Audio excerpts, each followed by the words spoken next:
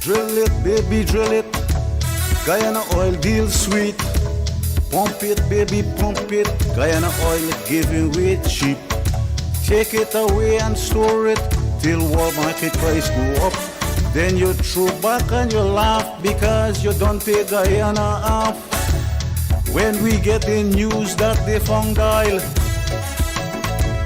all Guyanese hearts was filled with joy.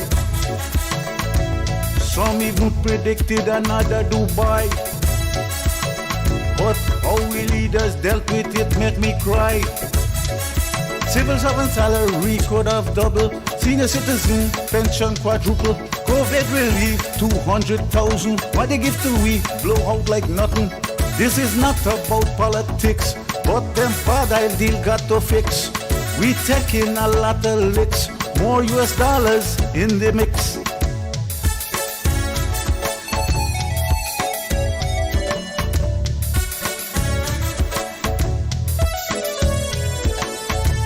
Drill it, baby, drill it.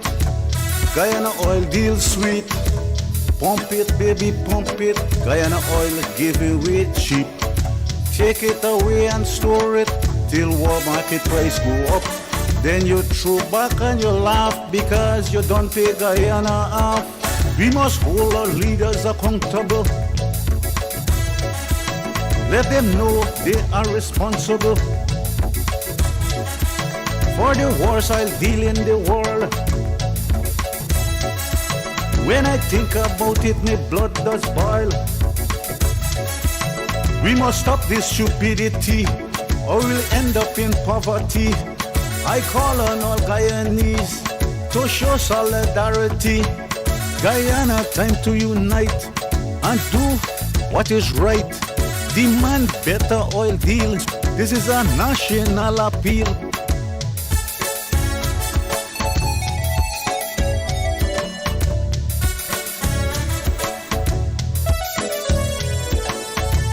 Drill it, baby, drill it.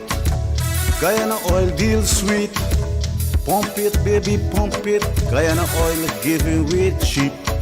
Take it away and store it till world market price go up. Then you throw back and you laugh because you don't pay Guyana. Guyana is now a full-fledged oil-producing nation. But how much do you know about this valuable yet finite resource? On our radio program, Guyana's Oil and You, we strike at the heart of every issue with informed views and credible data. The time is now for you to arm yourself with insightful knowledge on your oil wealth.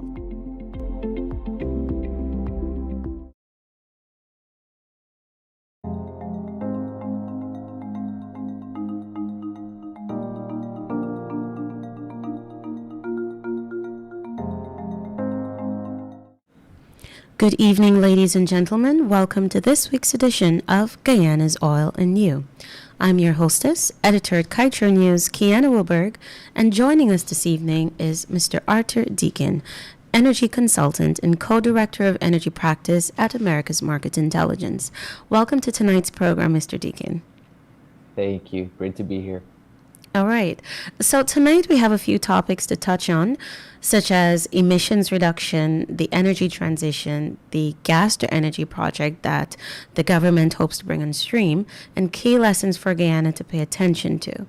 With that said, I'd like to start our discussion off by examining matters related to gas. It's been said by several governments, including ours here, that gas can be used and will be used as a bridge to clean energy. But there are some analysts who believe that in the energy transition era that we're in, such a perspective is now obsolete. In fact, gas can actually be a wall to the transition as opposed to a bridge. With that said, Deacon, I'd love to have your perspective.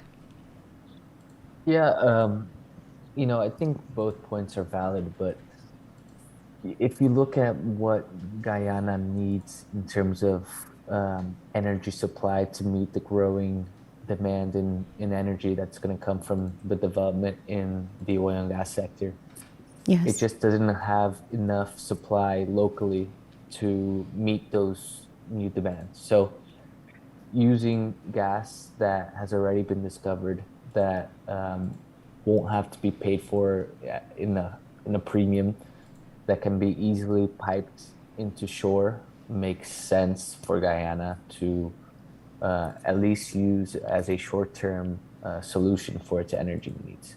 Um, After doing that, it can start thinking about developing more renewable energy solutions, hydropower projects as well. So for the time being, I think it is necessary for Guyana to develop that project. Thank you very much. What about this concern that we see from institutions like the International Energy Agency and the Intergovernmental Panel for Climate Change, or on climate change, sorry? Both have said that, the impact of human activity on climate change is really at a worrying place. And as a result of that, there should be no new fossil fuel exploration or developments of projects in that regard. What is your take on this urgent call and where Guyana's sort of developmental plan or vision is for its discoveries? Yeah, no, it's a good point, and I think that we have reached a point where it's very critical, and that we have to start minimizing intensely the development of fossil fuel projects. There's no doubt about that. You got to eliminate Arctic drilling, got to eliminate development in oil and tar sands. Heavy crude projects should not be prioritized at all.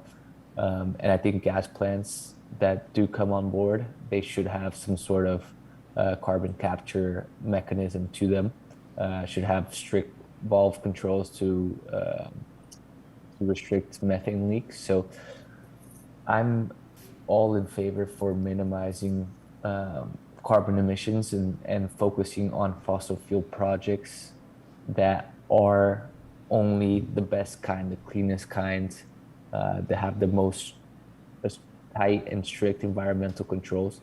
Because as we know, oil is still going to be pumped out and still going to be produced, if not by Guyana, by other countries like Iran, like Saudi Arabia, and some of these countries, Russia, don't have strict environmental standards. They don't have, these controls that will make the emissions be reduced if they're produced in somewhere where there is more control. So it's kind of choosing your own path, and in a way, Guyana and the U.S. as well can choose to develop cleaner crude, and that's what it's all about. That being said, we are at a critical point where we've already seen devastating impacts of climate change. There's much more serious likelihood of having floods, of having heat waves, and all of that. So in addition to developing cleaner fossil fuels, we have to develop renewable energy at a much faster pace, that's for sure. And developing not just renewable energy, but all types of technologies that limit carbon. So that includes carbon capture, utilization, and storage, which is severely underdeveloped and underfunded at this point. What I'm getting from you, Deacon, is that perhaps Guyana can have its cake and eat it too. Perhaps we can pursue a gas to energy project while still being environmentally conscious. Because I'm hearing you say that you're recommending that we implement or start to use carbon capture and storage utilization technologies on our end. But how far advanced is that sort of industry? Yeah, it's a good point, because it's not very advanced. Since 2017, for example, there's been 30 CC SU, that's the abbreviation, projects in the world announced. So only 30 since 2017, and none of them have been in Latin America.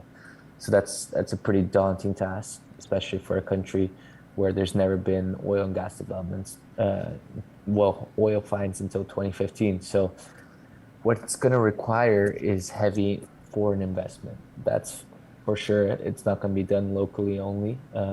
And to promote that, the government has to develop a framework where there are incentives for carbon capture, incentives in terms of taxes, tax reductions, in terms of regulations that are investor friendly.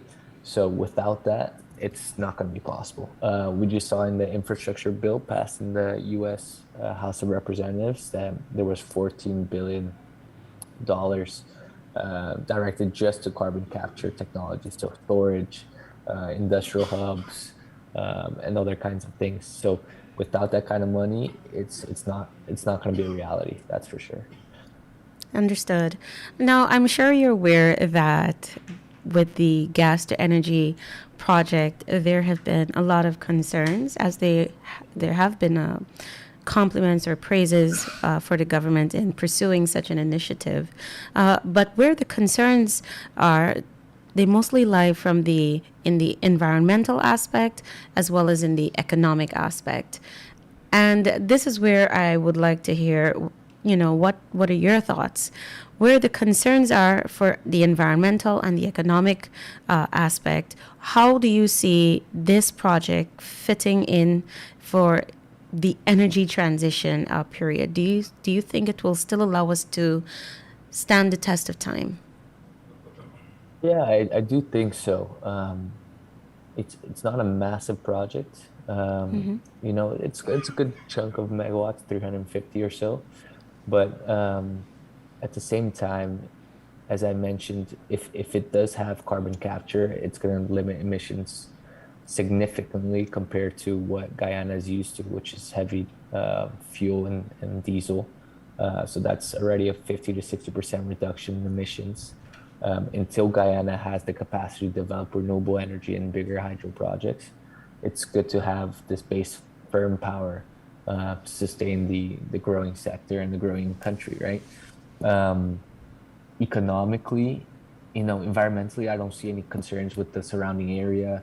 I think the pipeline is going to be well constructed with the right regulations and right supervision, especially if it's done by a international contractor, which seems like it's going to be done that way. And economically, I must admit that the costs have increased quite significantly, it seems, and that's a little bit concerning. So being able to have a common consensus on what the cost is actually going to be before you start building is very important, because you see in other countries that when there's a lot of room for uncertainty and inflation of costs, it's almost always going to go way above, and that ends up hurting the pockets of local taxpayers, hurts the government's budget, and debt and all of that. So it's important to have clarity on that issue before they start building. That's for sure. Indeed. Now, I'd like to take your attention to just, an issue that you mentioned there, the risk of cost overruns, because Kaieteur News, we recently carried a story which examined a research by the Center for Public Integrity, where they basically warned us to say that if you go ahead with this sort of project, be very much aware of the fact that you can have cost overruns. And in the projects that they examined, it was found that cost overruns were pretty much the norm, sometimes by 40 to 45%. So, it's really an important point that you noted there for us to pay attention to the costs and really getting that down before we move ahead with such a project. Has that also been part of your findings, the significant cost overruns? So we haven't looked at specifically in the cost overruns for this project. We've looked at cost overruns in other jurisdictions in Latin America, like Brazil, and that usually was related to corruption, right? Because there was a base cost, say, 100 million for a project, and then it would say it would actually cost 200 million, and when the real cost was still 100, and then they would split the 100 million additional between the people that were involved in the bribes and all of that. So it's important to have very, very clear, reports and done and clear consensus on what the cost is going to be. Of course, you got to have some wiggle room to cost inflations and delays. That's natural, but that's all got to be written in contract and determined before you start building anything. Indeed. Now, when we look at some of our neighbors like Trinidad and Tobago, we see, a lesson, a very crucial lesson being underscored for us, and that is having a gas master plan. What do you do when there's a deficit? What do you do when there's a surplus? How are you going to manage the reserves over time? So, how important do you think such a plan is for us, especially as we are trying to navigate in an energy transition era? Yeah, I think plans are always good as long as they're flexible to the extent that they can adapt to changing circumstances, because Guyana is still going to discover a lot more oil and gas, in my opinion. I think the gas discovered is still pretty unclear. We don't really know what kind of gas it is and how much there is. And I think there's a lot of it out there. There's people say 20% of what's been found is gas. Perhaps, yeah, perhaps more. So I think there's a lot of gas, and not all of it, of course, is going to go to the local market, because the local market doesn't need all of that. So it could be interesting if Guyana starts looking at exporting some of that gas to regional neighbors and kind of become a gas hub, at least for the Caribbean. So it's something that's always very smart to plan ahead in case that those gas surpluses do arise. I don't think there's going to be any problems with gas deficits, to be honest. Okay. I totally take that point. Now, there's another matter that I'd like to get your input on, and that is the stranded asset phenomenon. Given the sweet nature of our oil, how do you think we stand where this phenomenon is concerned? Because we've seen some reports saying that Venezuela might find much of its reserve being a victim to the stranded asset phenomenon. So where do you think Guyana plays where that is concerned, especially since you see there's also a declining interest from some investors and governments in staying for a longer period in the oil industry? Yeah, it kind of goes in line with what I've been saying, right? To make Guyana not become a stranded asset faster than it should is by developing the sector in a sustainable way. So CCUS, renewable energy to power FPSOs, using its forest as a carbon sink. All of these things are going to be very, beneficial for the overall emissions that Guyana produces from its oil and gas sector. Of course, it also really helps that it has light sweet crude that's easier to refine. It's very highly demanded because of the IMO regulations. And also the fact that Guyana has very fast drilling rates, high recoveries from its wells, low operational costs. Basically, it's a very attractive jurisdiction. Venezuela, which you mentioned, it's heavy crude. It's a mess politically, as you know. There's no investor guarantee. So as long as Guyana can develop this sustainable side to their oil and gas sector, and keep, a regulatory framework that is attractive to investors, and provide some guarantees, I don't see it becoming a stranded asset, anytime soon at all, if ever, because oil is still going to be produced, at least for our lifetime, and still going to be required. So there's plenty of time for Guyana's oil to come out of the ground, to be honest. Thank you very much for that. Now, I'd like to have your take on something. Where do you stand on depletion? It's a very contentious matter here, and even in many countries that are now labeled new producers, with the transitioning that we see taking place and the need for governments to try to monetize their discoveries as quickly as possible. There are risks that can be associated with that, such as a shortfall in failing to audit properly and a shortfall in developing effectively the full chain of capacities that are needed to meet the demands of that sector.